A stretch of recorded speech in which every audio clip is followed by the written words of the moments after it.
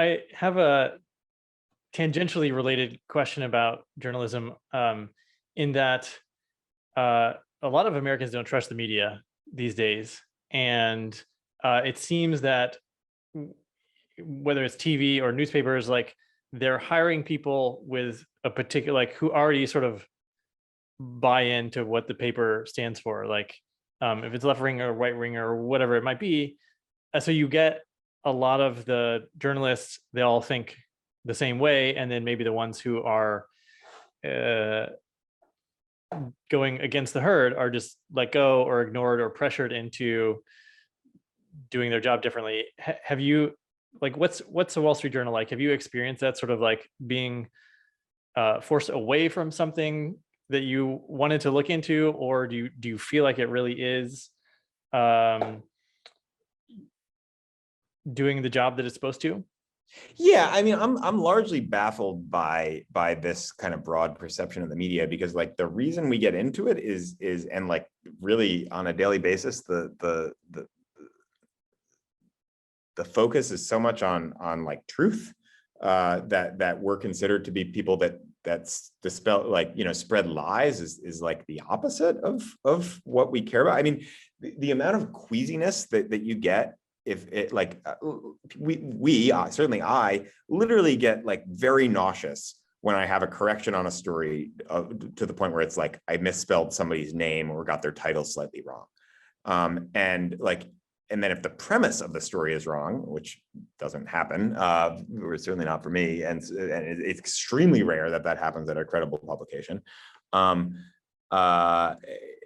You know, that like you often get fired, and like it's the worst feeling in the world. So yeah, I mean, like, you know, every paper has their sort of flavor. Like the Times is going to be more interested in you know, sort of the worker side of things, the labor side of things. The Journal is going to be more interested in how it affects businesses. And so we'll cover things very differently from that perspective. But that's not, I think in both papers, like the staff is largely liberal.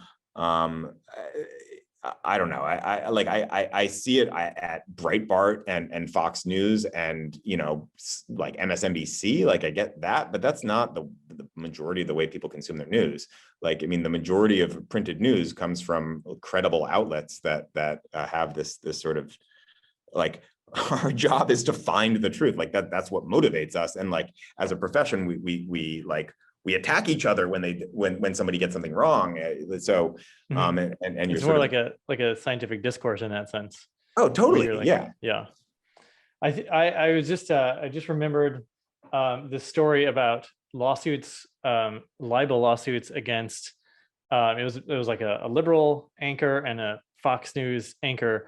They were both thrown out, and they said, well, you can't hold these hosts to saying lies about people or being libelous, because everyone knows they're not telling the truth. And that was the grounds that the lawsuit was thrown out. Like, we assume that they're just going to be telling us lies. So you can't just say they're doing spouting falsehoods. Unaware of that, but that's very dispiriting. Yeah, I mean, you know, I used to think that anyone who sues any journalist is absurd, but I don't know, like some of the stuff that we saw with the voting, yeah, it's just like some of the lies you see on like Fox News and et cetera are really kind of disconcerting as a sort of standard journalist with credibility. But it sounds like what you're saying is newspapers and print journalism seems to have sort of resisted some sort of capture by market forces more so than the. Yeah, I mean, that's my view. Look, like the stuff happens at the margins, but in terms of just how you end up framing something and sort of the way you look at it. But I don't like the concept that a journalist would like distort facts intentionally is like it just doesn't exist at any like vaguely credible outlet, in my view. And it's to me, like the craziest thing about it. It's like, well, if people just say out loud that they're distorting it, then people think they must be distorting it. And it's like, that's all it takes. So let me give you a story. I wrote about meme stocks have really become this much like politics, or religion, where people just so fervently believe something. Like GameStop, is that? Yeah. Okay. So they so fervently believe in the stock they're invested in that facts do not matter. So I wrote a story about this company going public through a SPAC, but so an electric car company that was at the time, like the market was valuing it at like twice the valuation of Ford, and it had yet to sell a car. And it's called Lucid Motors. So I just wrote a story saying like, this is kind of crazy. But let's just put that out there. And then that wasn't even, nobody cared about the story. They cared about one line in the story, which I said, according to a person familiar with the matter, a deal isn't imminent, because it was negotiating its merger with this company. And everyone on Reddit had, for some reason, convinced themselves that a deal was going to happen within a day or two. Like there was no evidence for that, but they thought that. And so I talked to someone involved in the deal, and I wrote like, a deal isn't imminent, but talks are continuing. And I got more hate mail than I've ever gotten in my life. Because the stock went down like 7%. And everyone called me a market manipulator. That would be the most polite thing anyone said. Like the conclusion from these crazies was that I had just intentionally done this, I guess, to help my own portfolio, to make up a line that said a deal isn't imminent. And BTW, a deal wasn't imminent. It took 3 more weeks, and then it happened. Like as kind of the story said. But the point being that it was very easy within this echo chamber to say, look at this.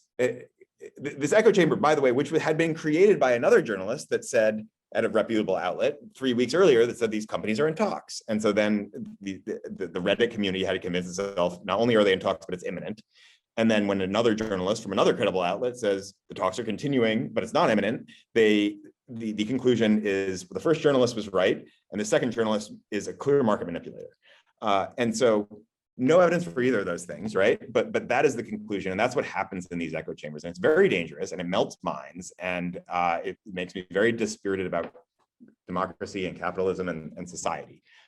So that's a longer answer than you wanted, but I think it's incredibly dangerous. And like, again, we're motivated here to like tell the truth and bring truth to people. And then the people who are least are sort of most skeptical of that are the ones that are obsessing about things that aren't true.